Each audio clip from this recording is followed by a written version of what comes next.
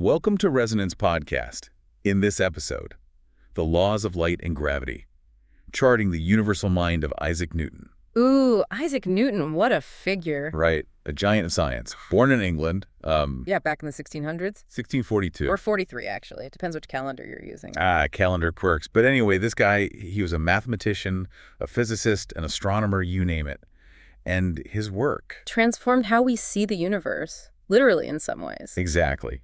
We're talking about the person who pretty much gave us calculus, made these huge leaps in optics, and really established the basics of what we call classical mechanics. And let's not forget his masterpiece, the Philosophiae Naturalis Principia Mathematica. The Principia. Just rolls right off the tongue, right? Well, the name might be a mouthful, but the ideas inside, that's where he laid out his laws of motion and this revolutionary idea, universal gravitation. Still blows my mind to this day. And we can't forget his work on light. Figuring out that white light is actually... A whole rainbow in disguise. It's wild. So in this deep dive, that's exactly what we're going to do. We'll explore those big discoveries, see how they sparked the whole scientific revolution, and even get a little philosophical. Oh yeah, because a universe run by laws? It kind of makes you think, is there a universal mind behind it all? Heady stuff. But first, let's start with the man himself, his early life. So Isaac Newton, he was born in Woolsthorpe, Lincolnshire. And get this, his dad died just 3 months before he was even born. Wow, what a start. Yeah, and then when he was 3, his mom remarried. So he ended up being raised by his grandmother on his mother's side. You have to wonder how that shaped him. Absolutely. Later on, he went to the King's School in Grantham from age 12 to 17. But he wasn't like a child prodigy or anything. You know, that's the funny thing. No, he wasn't. At first, anyway. His mom even pulled him out for a while to try farming. Farming. Newton the farmer. Didn't go so well, I'm guessing. Nope, not his forte. Hated it, actually. Thankfully, though, his uncle and a sharp-eyed schoolmaster, they saw something in him, convinced his mom to send him back to school. Good call. Right. And while he was in Grantham, he stayed with this apothecary, a guy named Clark. That might have sparked his early chemistry interest. Makes sense. But even as a kid, he was always tinkering, right? Building stuff. Fascinated by mechanics, clocks, windmills, all sorts of little models and contraptions. Like, his mind just couldn't sit still. Always trying to figure out how things worked. I wonder, though, that rough start in life, maybe it pushed him toward these intellectual pursuits, almost like he was searching for order and meaning in the world. That's an interesting thought. It's definitely possible those early experiences had to have some impact.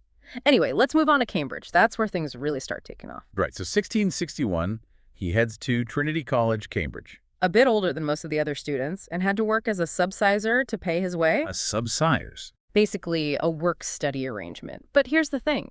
Cambridge at the time was still mostly stuck on this old way of thinking, Aristotelian philosophy. But the scientific revolution was starting to brew, wasn't it? Exactly. Those new ideas were floating around. And Newton, well, he started out with Aristotle, but then he bumped into the writings of Descartes, Galileo. Game changers. Big time. There's this great story about how he really got into math. He bought an astrology book at a fair back in 1663, but guess what? He couldn't read the math. Bingo. So what does he do? He just teaches himself, starts with Euclid's Elements, and from there. Boom, off to the races. Yeah. So it wasn't just being at Cambridge, it was his own drive, his curiosity. 100%. And then we get to this crazy period, 1665 and 66, his Annus Mirabilis, the Year of Wonders. Why is that? Well, the plague hit, shut down Cambridge, so Newton heads back home to Woolsthorpe. And being away from all the hubbub, that's when he really explodes with ideas. Like what? He develops the generalized binomial theorem in math, starts working on calculus. He called it the method of fluxions. And in optics. Ah, optics! That's where he figures out that white light is actually made up of all these different colors, all thanks to his experiments with prisms. And hold on, wasn't that also when he started thinking about gravity? Yeah, you know the story. The apple falls from the tree. He's like, Well, maybe not quite like that, but it gets at the core idea. He realized that the same force pulling the apple down might be the one keeping the moon in orbit around the Earth. Wild, right? Mind-blowing. So much happening in just those 2 years. It's incredible. A testament to focused, independent thought. Yeah. But how did he go from those early ideas to, the full-blown theories we know today? Good question. Well, a lot of it came together in his big book, The Principia, published in 1687. It lays it all out, the laws of motion, universal gravitation, all in this super rigorous mathematical style. Oh, and fun fact, the Royal Society was broke at the time, so Edmund Halley actually funded the printing. Talk about a good friend. So the Principia, this is one of the most important scientific books ever, right? Oh, absolutely. It's like the foundation for how we understand the physical world. So let's break it down a bit, starting with the laws of motion. The first law, sometimes called the law of inertia, what it says is something at rest stays at rest. Something moving keeps moving at the same speed and in the same direction unless a force acts on it. Makes sense. Right. And mathematically, we write it as F equals dp over dt, pp being momentum, the measure of an object's mass in motion. This was huge because it went against what people believed for centuries, thanks to Aristotle. He thought you needed a constant force to keep things moving. So Newton turned that on its head. Exactly. Think of a spaceship out in space. Once it's going, it'll just keep going, same speed, same direction, forever, unless something pushes or pulls on it. Same thing with a ball rolling on the floor. It stops because of friction, which is a force. So basically, things like to keep doing what they're doing unless something messes with them. Pretty much. And that idea that inertia is the natural state, it changed how we think about cause and effect in the universe. Then we get to the second law. This one you've probably heard. F equals ma. Force equals mass times acceleration. That one rings a bell. It's super fundamental. Basically, it means the more force you apply to something, the faster it accelerates. But the more massive it is, the harder it is to accelerate. This is used everywhere, by the way. Oh, I bet. Yeah, like car designers use it to figure out how much force an engine needs to make a car go from 0 to 60 in a certain time. Athletes use it too to improve their speed and jumping power. It's everywhere. Wow, that's pretty cool. And what about the third law? For every action, there's an equal and opposite reaction, right? You got it. This one's all about how objects interact. Yeah. Like when you push on something, it pushes back on you with the same amount of force, just in the opposite direction. So, like when you jump, you're pushing down on the ground, and the ground pushes back up on you. Oh, exactly. Same with rockets. They shoot hot gas out the back, and that pushes the rocket forward. Even walking uses this law. It's amazing how these simple laws explain so much. Okay, so those are the laws of motion. But now let's talk about gravity, universal gravitation. Ah, yes. This was huge. Newton said that every tiny bit of matter in the universe is pulling on every other tiny bit of matter. And the strength of that pull depends on how much mass each thing has and how far apart they are. So the more massive something is, the stronger its gravity. Yep, and the closer things are, the stronger the pull, too. The equation is F equals G times M1 times M2, all divided by R squared. Okay, I'm definitely not a mathematician, but I'm getting the idea. But why was this such a big deal? Well, because it explains so much with just one idea. It told us why things fall to the Earth and why the planets orbit the sun. It connected things that seemed totally separate before. So that story about the apple. It's a perfect illustration. The same force pulling the apple down is keeping the moon going around the Earth. It's mind-blowing. And this law also explains why Kepler's laws of planetary motion work. You know, those laws about how planets move in ellipses and stuff. Right, right. So Newton showed that Kepler's observations weren't just random, they were actually a result of gravity. Amazing. Totally. Now let's shift gears a bit. We've talked about motion and gravity, but there's another big piece of Newton's work we need to cover. Light. Right, his experiments with prisms. So back in the 1660s, he starts messing around with sunlight and prisms in a dark room.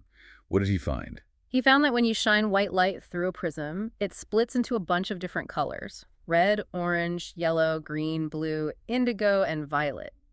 Like a rainbow. So that's how we know white light is actually a mix of all those colors? Exactly. Before that, people thought white light was pure, just one thing. But Newton showed that wasn't true at all. And he even went further. He took those separated colors and shone them through another prism. Guess what happened? They turned back into white light. Bingo! It was proof that white light was just a combination of all those colors. Incredible. And he wrote all about this in his book, Optics, right? Yep, published in 1704. And it became like the Bible of optics for over 100 years. So what exactly did he say in Optics? Well, he explained that white light has all the colors of the rainbow in it. And when we see a color, it's because the object is absorbing some of those colors and reflecting or transmitting others. So a red apple looks red because it's absorbing all the other colors and just reflecting red light. Exactly. He also developed the color wheel, that circular diagram with all the colors arranged around it. It's still used in art and design today. Wow, that's super influential. And on top of all that, he invented the reflecting telescope. Yeah, back in 1668. He used mirrors instead of lenses, which made the images much clearer. A big leap forward for astronomy. So before Newton came along, how did people understand light and gravity? Were they even close? Not really. For light, it was all over the place. Some people thought our eyes sent out rays that let us see things. Others thought something was coming into our eyes. There was even this idea that light was made of tiny particles or that it was like waves in the ocean. Nobody really knew. And gravity. For gravity, it was mostly based on Aristotle's ideas. He said that things fell to the earth because they were trying to reach the center of the universe. And heavier things fell faster. Right. Of course, Galileo had shown that wasn't true, but he didn't really explain what gravity was. Kepler figured out how planets move, but not why. So Newton came in and basically said, hold on, let me explain this for you. He did. He brought order to the chaos. He showed that light was made of colors and that gravity was this universal force affecting everything. And he did it all with math. It's amazing how his work changed science forever. His influence is still felt to be, isn't it? Oh yeah, massively. His laws of motion are still the bedrock of classical mechanics. We use them to understand how everything moves, from cars to rockets to planets, and optics. Well, think about cameras, lasers, fiber optics. All of that builds on what Newton discovered. And calculus is still a big deal, right? Huge. It's essential for so many fields. Physics, engineering, economics, computer science, you name it, calculus is probably involved. It's crazy to think that one person could have such a huge impact. Even Einstein's theories, which are super complex, they still build on what Newton figured out. That's the thing about Newton. He provided this incredibly solid foundation. Now we have to talk about the bigger picture here. His work didn't just change science, it changed how we view the universe. It's like he showed us that the universe is run by these precise mathematical laws. And that had to have some pretty big philosophical implications. Did it make people question free will or think differently about cause and effect? Absolutely. It sparked all sorts of debates about those things. And it brings us back to that idea of a universal mind. Newton was a devout Christian, and he saw God as the creator of these laws. He even talks about God in the Principia. He does. And some people think he believed in this kind of subtle spirit that was present everywhere, connecting everything in the universe. That's interesting. So even though he was so focused on math and science, he still saw a spiritual side to things. Absolutely. Now, aside from all the science, Newton was a pretty interesting character in his own right. He was born prematurely, and was a very small baby. Really? I didn't know that. Yeah, and he was known for being kind of a loner, not very social. Later on, when he was in charge of the Royal Mint, he was really serious about stopping counterfeiting. Apparently, he barely spoke in Parliament. There's this story that he only ever said one thing, and it was to ask someone to close a window. Huh. And of course, we can't forget about his interest in alchemy. He spent years trying to turn lead into gold. Classic Newton. Always pushing the boundaries. And then there's the apple story, which, who knows if it's true, but it perfectly captures how his mind worked. He saw connections everywhere. Right. Always looking for the underlying laws. But he wasn't perfect, was he? He had his share of controversies. Oh, yeah, definitely. He had this big fight with Robert Hooke over who deserved credit for the inverse square law of gravity. And some people criticized his work on light, too. And what about that feud with Leibniz? The calculus wars. That was a nasty one. They both claimed to have invented calculus independently, and they spent years arguing about it. It got pretty bitter. And some people even doubted his idea of action at a distance in gravity. They couldn't wrap their heads around how objects could affect each other without touching. So even a genius like Newton had his critics and his struggles. But at the end of the day, his contributions to science are undeniable. What a legacy. Absolutely. He changed the way we think about the universe. He gave us the tools to understand how things move, how light works, and how gravity holds it all together. He showed us that the universe isn't random, it's governed by laws, and he did it all with incredible brilliance and dedication. It's truly inspiring. Well, this has been a fascinating deep dive into the life and mind of Isaac Newton. I agree. This is a Resonance Podcast. Until next time, and thank you for listening.